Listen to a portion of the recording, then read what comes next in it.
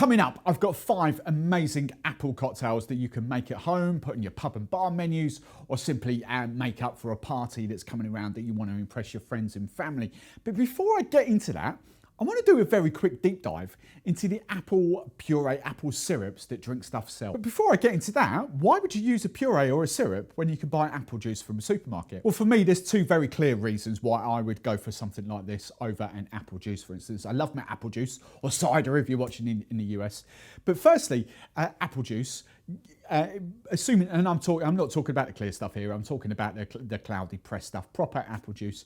You've got a few days on it once opened. You might stretch it out for a week maybe, but it's going to go off, whereas these are long life and shelf stable once opened. But secondly, it's the texture and consistency and the flavour that something like this can add to a cocktail. For example, making an apple daiquiri with something like this is going to be much more suited to me personally than an apple daiquiri made with apple juice. It's just going to be that proper, lovely kind of consistency that you want. So for me personally, when I'm making flavoured cocktails, I will always go for a puree or a syrup over a juice, purely because you need more juice to kind of lengthen that cocktail out, and that kind of skews your ratios, whereas you can use like 15 ml of this to replicate maybe sort of 50, 75 ml of juice. So getting that bit out of the way, then how do you pick between these 3 or 4 if you include Funkin, our friend? Now, I haven't got Funkin here.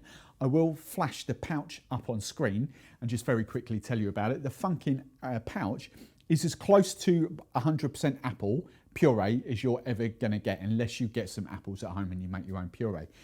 The only problem, and I love these, I love the Funkin stuff, the only issue with them is that you will only have a few days once opened. You may be lucky to stretch it out for 7 days, so maybe 2 weekends. If you open it like a Friday night, you might be able to stretch it to the following Saturday. But as they're live, as there's no sort of preservatives in them, they are not live, sorry. As there's no preservatives in them, they are just effectively puree with a tiny bit of sugar in them, a tiny minuscule bit of sugar. They just don't keep once opened, which is perfect for high volume pubs and bars. That's why they're such a great brand. But for people at home or lower volume bars, Funkin is probably not the brand that you want. But as I say, taste and authenticity wise, the Funkin pouches are as close as you'll ever get to the real fruits. Now, moving on to these 3 products in front of me, I've had them. It's the first time I've done anything like this. I might do this again for other flavours, to be fair, but I just wanted to do a little quick taste test, compare them, like which ones would you buy and which ones should you avoid. Now, I'm not going to tell you to avoid any of these, because actually all 3 of these are completely and utterly different. I'll start down this end with William Fox. William Fox's green apple. This is essentially, the best way I can describe this is a subtle apple. It's not in your face at all. It's subtle, authentic apple taste as a sugar syrup, essentially. It's kind of, you have got that sugar syrup feel first and taste first, with the subtle apple coming in there. As I say, it's not vibrant, it's not in your face, but stuff like an apple daiquiri, for instance, or an apple mojito, where you don't want that cloying tart sort of finish to it, something like that is going to be absolutely perfect. Now, the big difference between Monin's and that is that Monin's has got a little bit of sort of citric acid in there. So when you taste it, you have got that kind of big element of citrus bite to it, but that makes it a much more vibrant product. I would say that you could probably get away with using 15 ml of that in a cocktail, and it's just going to burst through the cocktail. It's going to really flavour up. So if you want a really apple forward cocktail, something like this would be amazing for you. And I don't mean to say that's citrus forward, it just has got the citric acid in there, so you can get that sort of as an aftertaste. But obviously the other big difference between these 2 as well is that's colourless, and that's William Fox's thing. They like to kind of help bartenders create or mimic cocktails or flavoured cocktails without changing the colours too much. That's their vibe. Whereas obviously, you know, Monin's is green. It's a green apple puree, a green apple syrup. And then we come down to Monin's other range. I'm just going to call these purees. They are technically fruity mixes, whatever you want to call them. 50% apple. I just had to double check that on the back there. 50.1% apple, and the rest is all the other stuff, the sugar and all that. So it is a much thicker, you get much more texture from this kind of product. But this to me is as close to, best way I can describe that is proper vibrant stewed apples.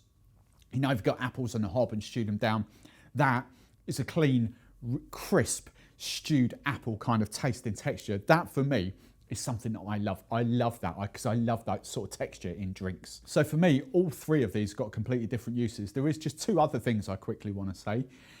With the Funkin pouch that I flashed up earlier, you are essentially going to have to mix that with some more sugar to get the kind of balance the flavour out. It's how purees work. Purees, you're always going to add sugar to them essentially. Whereas stuff like this is essentially the finished product, the finished kind of puree with sugar. So that is the difference between something like that and the Funkin pouches. Don't think you're ever going to use the purees in cocktails without adding sugar to balance them out, because that just don't happen. But I suppose the difference would be with the Funkin, you can maybe balance it, take like the apple, you can maybe balance that out with the cinnamon flavoured sugar, or I don't know, a nutmeg flavoured sugar, or any other, what other sugars have we got? A guava flavoured sugar, for instance. You could kind of balance those purees out, whereas that is just kind of plain sugar in that sort of sense. But the other thing I just want to clarify, and this is purely on the back of the bottles as well. I have my own opinions on this, and I know a lot of people in both Discord communities will have their kind of views on this as well. But purely going off the back of the bottle, once opened, used within 1 month. Once opened, used within 1 month, 4 weeks essentially. Once opened, used within 3 months. But Steve the barman talking here, not Drinkstuff, not any of these brands. Don't come and sue me. This is my kind of viewpoint. You keep these in a cool place, in the fridge, you'll get slightly longer. Of course you will. That's just my own personal opinion. So don't think after 4 weeks of opening that, you've got to throw that away. Keep tasting it. It's a best before. It's not a use by. Okay, so that is your big thing with this. So just always taste the products. You'll see whether they've gone off as products like this, but just taste them before that. Will you get longer than 4 weeks? Give or take, it depends how you store it. And just one final thing, talking about dates on there. Obviously, I don't know when these were produced, so I don't know how long they've already been made. There's no sort of production date on there. However, the date on the back of these bottles, bearing in mind, I know that we've had this for at least 4 months now because it went away to be photoed. The use by on this is May 2023 on there. The use by on this is literally just landed from Monin, so I'm guessing this might be a month maybe old, I don't know. But this is August 2023, so at the time of shooting, so I should have clarified this, the time of shooting is just literally the 1st of March 2022, so already there is about a year and a half on this, 18 months. I'm saying there's a good 18 months on that. The time of shooting on that, there would again be a good 18 months on that because we've had that 4 months.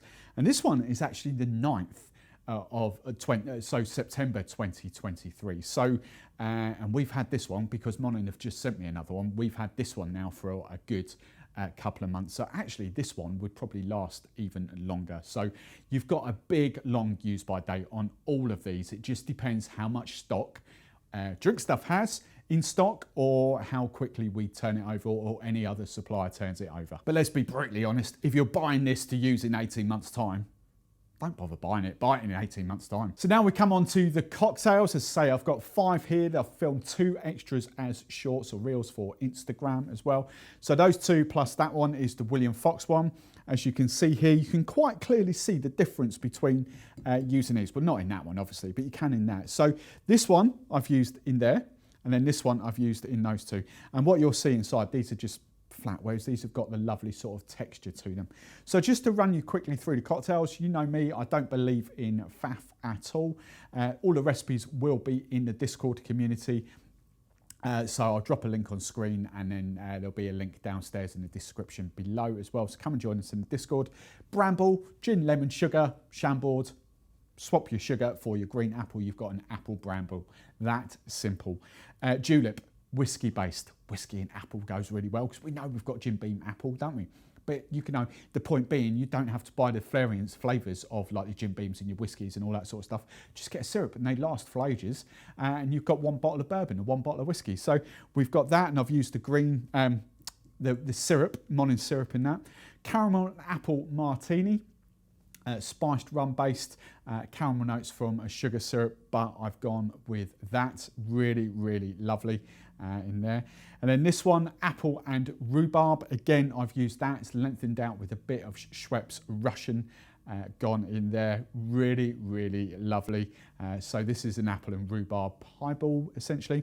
And then I've gone for a fun and fruity one. We've gone back to the Monin green apple syrup, and it's just lengthened out. So there's rum in there, there's a bit of clove, and just kind of a bit of cinnamon in there as well, and just lengthened out with some passion fruit soda. So all 5 of those will be in the Discord. As I've said before, come and join us there. And if you want even more cocktail inspiration, dive into that video right there.